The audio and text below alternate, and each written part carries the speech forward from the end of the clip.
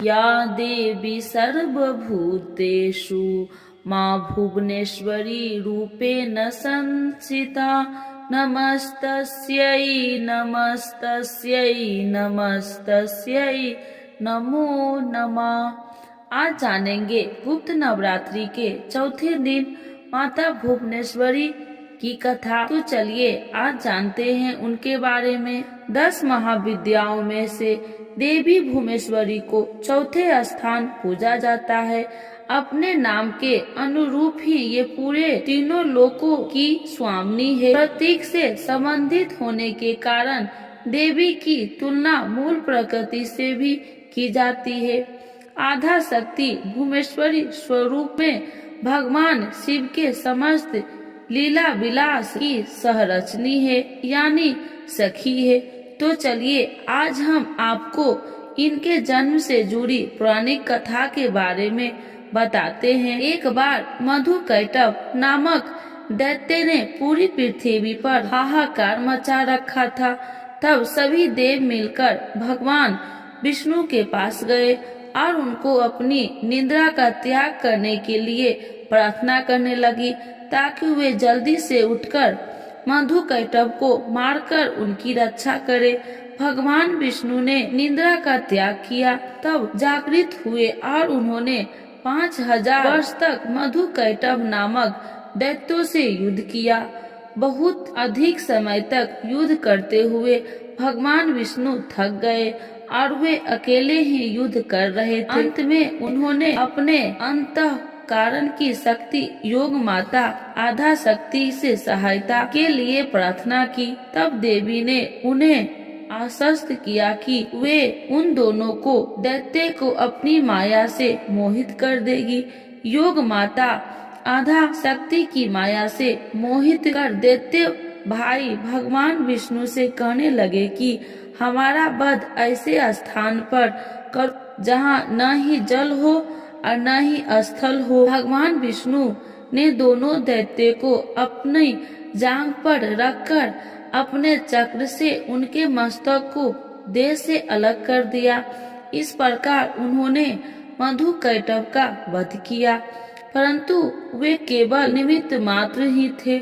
उनके बाद ब्रह्मा विष्णु और शंकर ने देवी आदि शक्ति योग माता महामाया की स्तुति की गई, जिससे प्रसन्न होकर आदि शक्ति ने ब्रह्मा जी को सृजन, विष्णु को पालन और शंकर को संहार का वेद चुना।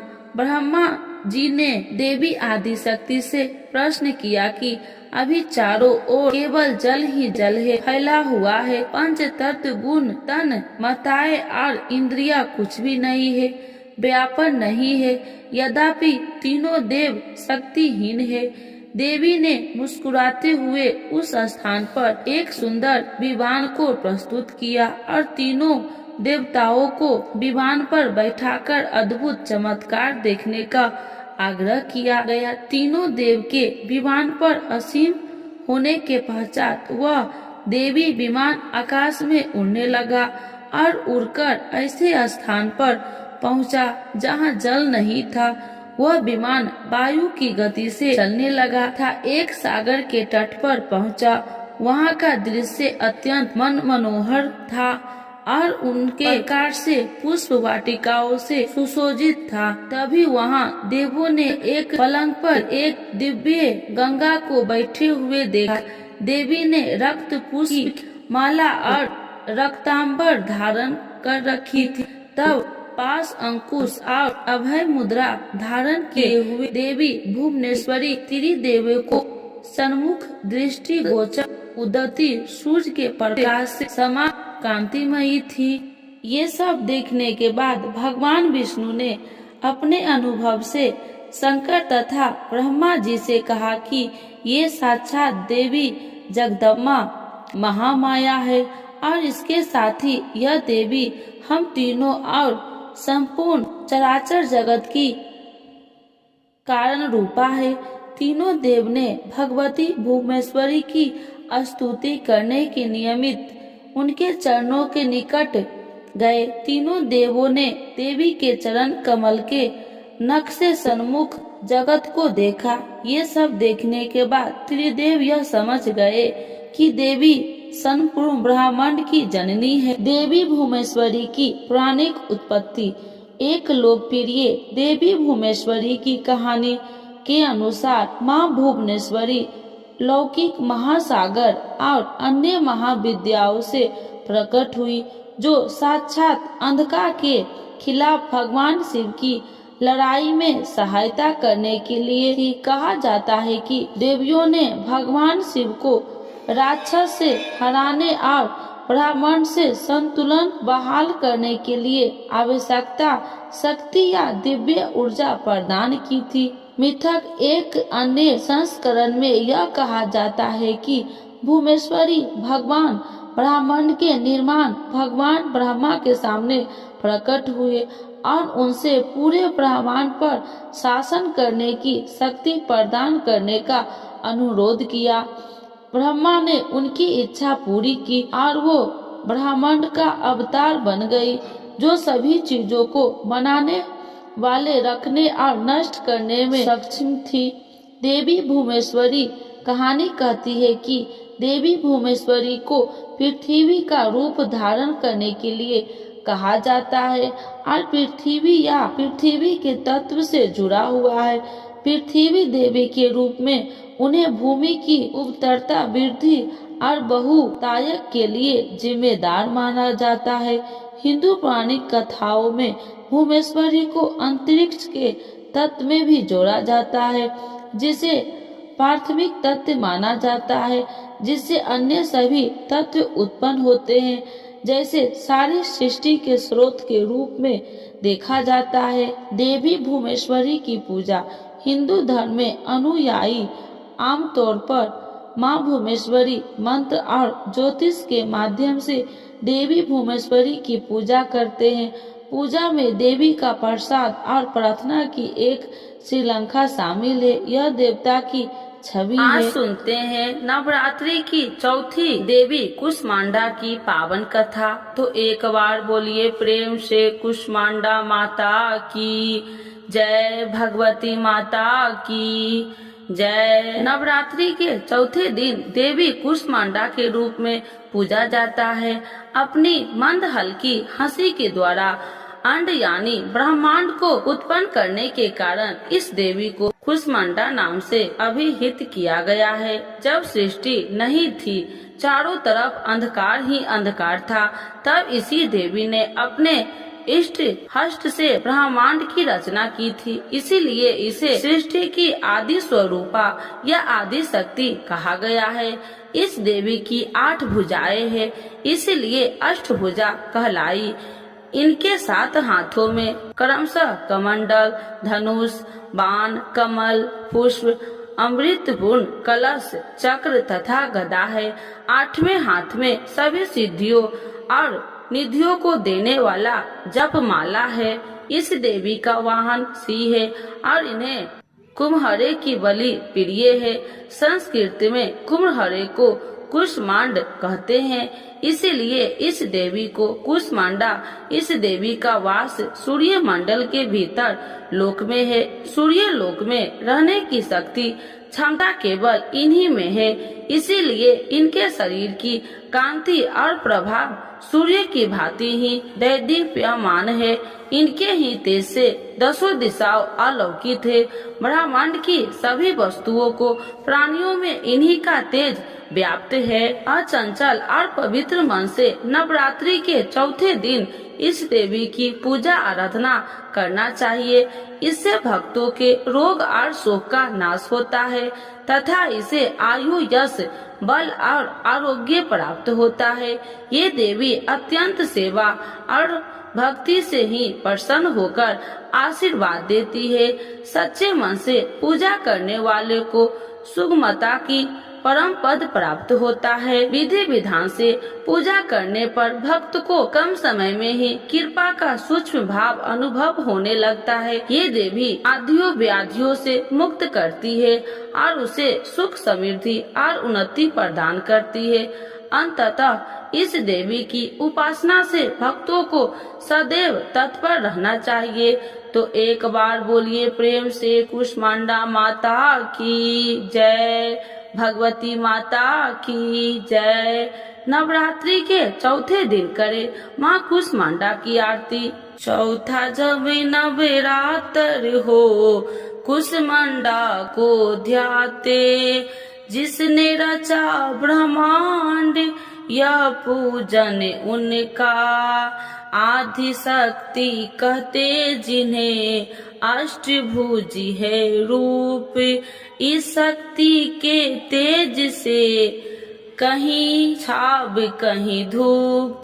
कुम्हरे की बलि करती है तांत्रिक से स्वीकार, पैठे से भी रिझती है स्वास्तिक करे विचार। क्रोधित जब हो जाए या उल्टा करे व्यवहार, सबको रखती दूर माँ पीड़ा देती अपार। सूर्य चंद्र की रोशनी यह जग में फैलाए, शरणागत की मैं आई हूँ राह दिखलाए। नवरात्र की माँ कृपा दो माँ, नवरात्र की माँ कृपा दो माँ, कुष्मांडा माता की जय। आइए भक्तों, आज सुनते हैं चैत्र नवरात्रि में श्री दुर्गा नवरात्रि व्रत कथा। 9 दिन जरूर सुने। इस कथा का पाठ सभी 9 देवियों की मिलेगी कृपा और होगी हर मनोकामना पूर्ण। तो एक बार बोलिए प्रेम से दुर्गा महारानी की जय, भगवती माता की जय। श्री बृहस्पति जी बोले, हे ब्रह्मा जी, आप अत्यंत बुद्धिमान, सर्वशास्त्र और चारों वेदों को जानने वाले में श्रेष्ठ हो। हे प्रभु, कृपा कर मेरा वचन सुनो। चैत्र, आश्विन, माघ और आषाढ़ मास के शुक्ल पक्ष में नवरात्र का व्रत और उत्सव क्यों किया जाता है? हे भगवान, इस व्रत का फल क्या है? किस प्रकार करना उचित है? और पहले इस व्रत को किसने किया, सो विस्तार से कहो। श्री बृहस्पति जी का ऐसा प्रश्न सुनकर ब्रह्मा जी ने कहने लगे, हे बृहस्पति देव, प्राणियों का हित करने की इच्छा से तुमने बहुत ही अच्छा प्रश्न किया है। जो मनुष्य मनोरथ पूर्ण करने वाली दुर्गा महादेवी सूर्य और नारायण को ध्यान करते हैं, वे मनुष्य धन है। यह नवरात्र व्रत संपूर्ण कामनाओं को पूर्ण करने वाला है। इसके करने से पुत्र चाहने वाले को पुत्र, धन चाहने वाले को धन, विद्या चाहने वाले को विद्या और सुख चाहने वाले को सुख मिलता है। इस व्रत को करने से रोगी मनुष्य को रोग दूर हो जाता है और कारागार में पड़ा हुआ मनुष्य बंधन से छूट जाता है। मनुष्य की तमाम विपत्तियां दूर हो जाती है और उसके घर में संपूर्ण संपत्ति आकार उपस्थित हो जाती है। बंधिया और काक बंधिया के इस व्रत के करने से पुत्र हो जाता है। समस्त पापों को दूर करने वाले इस व्रत के करने से ऐसा कौन सा मनोरथ है जो सिद्ध नहीं हो सकता? यदि व्रत करने वाला मनुष्य सारे दिन का उपवास न कर सके तो एक समय भोजन करे और उस दिन बंधावों सहित नवरात्रि व्रत की कथा श्रवण करे। हे बृहस्पति देव, जिसने पहले इस महाव्रत को किया है, उसका पवित्र इतिहास मैं तुम्हें सुनाता हूँ।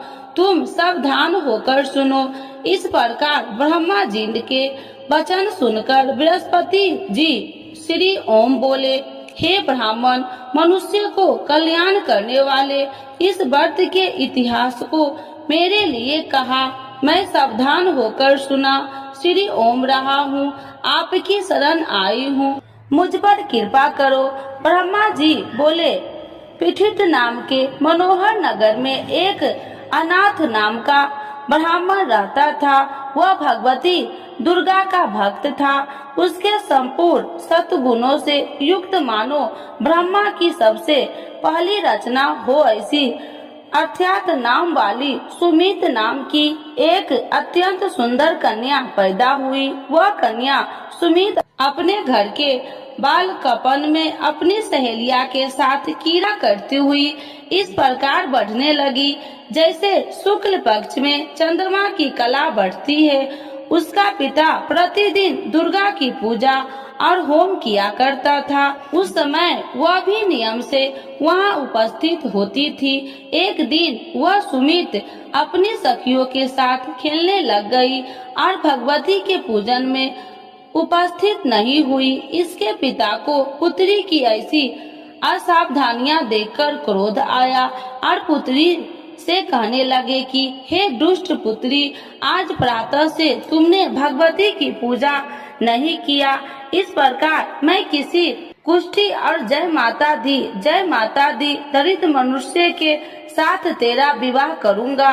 इस प्रकार कुपित पिता के वचन सुनकर सुमित को बड़ा दुख हुआ और पिता से कहने लगे कि हे पिताजी, मैं आपकी कन्या हूँ, मैं आपके सब तरह से अधीन हूँ। जैसे आपकी इच्छा हो मेरा विवाह कर सकते हो। होगा वही जो मेरे भाग्य में लिखा है। मेरा तो इस पर पूर्ण विश्वास है। मनुष्य न जाने कितने मनोरथ को चिंतन करता है, पर होता वही है जो भाग्य में विधाता ने लिखा है। जो जैसा करता है उसको फल भी उस कर्म के अनुसार ही मिलता है, क्योंकि कर्म करना मनुष्य के अधीन है पर फल देव के अधीन है। जैसे अग्नि में पड़े हुए तीन दी उसको अधिक प्रतिदीप्त कर सकते हैं, उसी तरह अपनी कन्या के ऐसे निर्भरता से कहे हुए वचन सुनकर उस ब्राह्मण को अधिक क्रोध आया। तब उसने अपनी कन्या का एक कुष्ठी के साथ विवाह कर दी और अत्यंत क्रोध होकर पुत्री से कहने लगे कि जाओ जल्दी जाओ, अपने कर्म का फल भोगो। देखो केवल भाग्य में भरोसा पर रहकर क्या करती है। इस प्रकार से कहे हुए पिता के कुटु वचन को सुनकर सुमित अपने मन में विचार करने लगे कि अहो मेरा बड़ा दुर्भाग्य है जिसने मुझे ऐसा पति मिला है। इस तरह अपने दुख का विचार करते हुई वह सुमित अपने पति के साथ वन चली गई और भयानक वन में कुशा युक्त उस स्थान पर उन्होंने वह रात बड़े कष्ट से व्यतीत की। उस गरीब बालिका की ऐसा दशा देखकर भगवती पूर्व पुण्य के प्रभाव से प्रकट होकर सुमित से कहने लगे कि हे ब्राह्मणी, मैं तुम पर प्रसन्न हूँ, तुम जो चाहो वरदान मांग सकती हो। मैं प्रसन्न होने पर मनोवांछित फल देने वाली हूँ। इस प्रकार भगवती दुर्गा का वचन सुनकर ब्राह्मणी कहने लगे कि आप कौन है जो मुझ पर प्रसन्न हुई हो। यह सब मेरे लिए कहा और अपनी कृपा दृष्टि से मुझ दासी को कृतार्थ करो। ऐसा ब्राह्मणी का वचन सुनकर देवी कहने लगे कि मैं आदि शक्ति हूँ और मैं ही ब्रह्मा विद्या हूँ और सरस्वती भी हूँ। मैं प्रसन्न होने पर प्राणियों को दुख दूर कर उसको सुख प्रदान करती हूँ। हे ब्राह्मणी, मैं तुम पर तेरे पूर्व जन्म के पुण्य के प्रभाव से प्रसन्न हूँ। तुम्हारे पूर्व जन्म का वृत्तांत सुनाती हूँ, सुनो। तुम पूर्व जन्म में निषाद भील की स्त्री थी और अति पतिव्रता थी। एक दिन तेरे पति निषाद ने चोरी की। चोरी करने के कारण तुम दोनों को सिपाहियों ने पकड़ लिया और ले जाकर जेल खाने में कैद कर दिया। उन लोगों ने तेरे को और तेरे पति को भोजन भी नहीं दिया। इस प्रकार नवरात्र के दिनों में तुमने न तो कुछ खाया और न जल ही पिया, इसीलिए 9 दिन तक नवरात्र का व्रत हो गया। हे ब्राह्मणी, उन 9 दिनों में जो व्रत हुआ उस व्रत के प्रभाव से प्रसन्न होकर तुम्हें मनोवांछित वस्तु दे रही हूँ। तुम्हारी जो इच्छा हो सो मांगो। इस प्रकार दुर्गा के कहे वचन सुनकर ब्राह्मणी बोली, अगर आप मुझ पर प्रसन्न है तो हे दुर्गे आपको प्रणाम करती हूँ। कृपा करके मेरे पति को कोढ़ को दूर करो। देवी कहने लगी कि उन दिनों में जो तुमने व्रत किया था उस व्रत के एक दिन का पुण्य अपने पति को कोढ़ दूर करने के लिए अर्पण करो। मेरे प्रभाव से तेरा पति कोढ़ से रहित और सोने का समान शरीर वाला हो जाएगा। ब्रह्मा जी बोले। इस प्रकार देवी का वचन सुनकर वह ब्राह्मणी बहुत प्रसन्न हुई और पति को निरोग करने की इच्छा से ठीक है ऐसी बोली। तब एक उसके पति का शरीर भगवती दुर्गा की कृपा से कुष्ठहीन होकर अति कांति युक्त हो गया, जिसकी कांति के सामने चंद्रमा की कांति भी क्षीण हो जाती है। वह ब्राह्मणी पति की मनोहर देह को देखकर देवी को अति पराक्रमी वाली समझकर स्तुति करने लगी। हे दुर्गे आप दुर्गत को दूर करने वाली, तीनों जगत को सनातप हरने वाली, समस्त दुखों को दूर करने वाली, रोगी मनुष्य को निरोग करने वाली, प्रसन्न होने पर मनोवांछित वस्तु को देने वाली और दुष्ट मनुष्य को नाश करने वाली हो। तुम ही सारे जगत की माता और पिता हो। हे अम्बे मुझ अपराध रहित अबला की मेरे पिता ने कुष्ठ के साथ विवाह कर मुझे घर से निकाल दिया। उसकी निकाली हुई मैं पृथ्वी पर घूमने लगी। आपने ही मेरा इस आपत्ति रूपी समुद्र से उद्धार किया है। हे देवी आपको प्रणाम करती हूँ, मुझ दिन की रक्षा करो। ब्रह्मा जी बोले कि हे बृहस्पति इसी प्रकार उस सुमित ने मन से देवी की बहुत स्तुति की। उससे की हुई स्तुति सुनकर देवी को बहुत संतोष हुआ और ब्राह्मणी से कहने लगी कि हे ब्राह्मणी तुम्हारे उद्याल नाम का एक अति बुद्धिमान, धनवान, कार्तिवान और जितेंद्रिय पुत्र शीघ्र ही होगा। ऐसा कहकर वह देवी उस ब्राह्मणी से फिर कहने लगी कि हे ब्राह्मणी और जो कुछ तेरी इच्छा हो वही मनोवांछित वस्तु तुम मांग सकती हो। ऐसा भगवती दुर्गा का वचन सुनकर सुमित बोली कि हे भगवती दुर्गे अगर आप मेरे पर प्रसन्न है तो कृपा कर मुझे नवरात्रि विधि बताइए। हे दयावती जिस विधि से नवरात्र व्रत करने से आप प्रसन्न होते हैं उस विधि और उसके फल को मेरे लिए विस्तार से वर्णन करें। उस प्रकार ब्राह्मणी के वचन सुनकर दुर्गा कहने लगी कि हे ब्राह्मणी मैं तुम्हारे लिए संपूर्ण पापों को दूर करने वाली नवरात्र व्रत विधि को बतलाती हूँ, जिसको सुनने से तमाम पापों से छुटकारा मोक्ष की प्राप्ति हो जाती है। आश्विन मास के शुक्ल पक्ष की पति पर्दा से लेकर 9 दिन तक विधि पूर्वक व्रत करे। यदि दिन भर का व्रत न कर सके तो एक समय का भोजन करे। पढ़े लिखे ब्राह्मणों से पूछकर घट स्थापना करे और वाटिका बनाकर उसको प्रतिदिन जल से सींचे। महाकाली, महालक्ष्मी और महासरस्वती की मूर्तियां बनाकर उसकी नित्य विधि सहित पूजा करे और पुरुषों से विधि पूर्वक अर्घ्य दे। बिजोड़ा के फूल से अर्घ्य देने से रूप की प्राप्ति होती है। जय फल से कीर्ति, दाख से कार्य की सिद्धि होती है। आंवले से सुख और केले के भूषण की प्राप्ति होती है। इस प्रकार फलों से अर्घ्य देकर यथा विधि हवन करे। खंड, घी, गेहूं, शहद और तिल, बिल्व, नारियल, दाख और कदम इनसे हवन करे। गेहूं होम करने से लक्ष्मी की प्राप्ति होती है। खीर व चंपा के पुष्प से धन और रत्नों से तेज और सुख की प्राप्ति होती है। आंवलों से कीर्ति और केले से पुत्र हो। कमल से राज, सम्मान और दुखों से सुख संपत्ति की प्राप्ति होती है। व्रत करने वाला मनुष्य इस विधान से होम कर आचार्य को अत्यंत नम्रता के साथ प्रणाम करे और यज्ञ की सिद्धि के लिए उसे दक्षिणा दे। इस महाव्रत को पहले बताई हुई विधि के अनुसार जो कोई करता है उसके सब मनोरथ सिद्ध हो जाते हैं।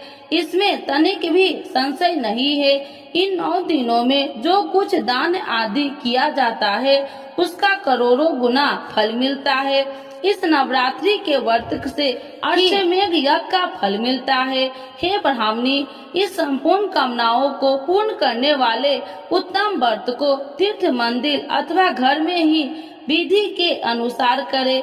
ब्रह्मा जी बोले कि हे बृहस्पति देव, इस प्रकार ब्राह्मणी को व्रत की विधि और फल बताकर देवी अंतर ध्यान हो गई। जो मनुष्य या स्त्री इस व्रत को भक्ति पूर्वक करता है वह इस लोक में सुख पाकर अंत में दुर्लभ मोक्ष को प्राप्त होता है। हे बृहस्पति देव, यह दुर्लभ व्रत का महात्म्य मैं तुम्हारे लिए बतलाया है। ऐसा ब्रह्मा जी के वचन सुनकर बृहस्पति देव जी आनंद के कारण रोमांचित हो गए और ब्रह्मा जी से कहने लगे, हे ब्रह्मा जी, आपने मुझ पर अति कृपा की जो अमृत के समान इस नवरात्रि व्रत का महात्म्य सुनाया है।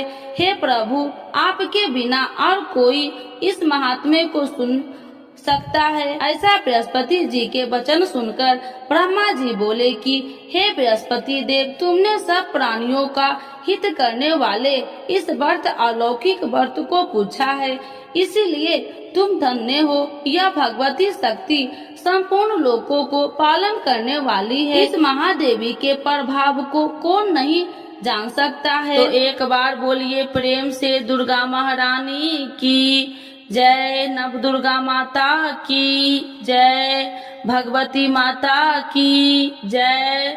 आज सुनते हैं आरती। जगी जननी जय जय, माँ जगी जननी जय जय, भयहारिणी भवितारिणी, भयहारिणी भवितारिणी, भव्य मामिनी जय जय, माँ जगी जननी जय जय।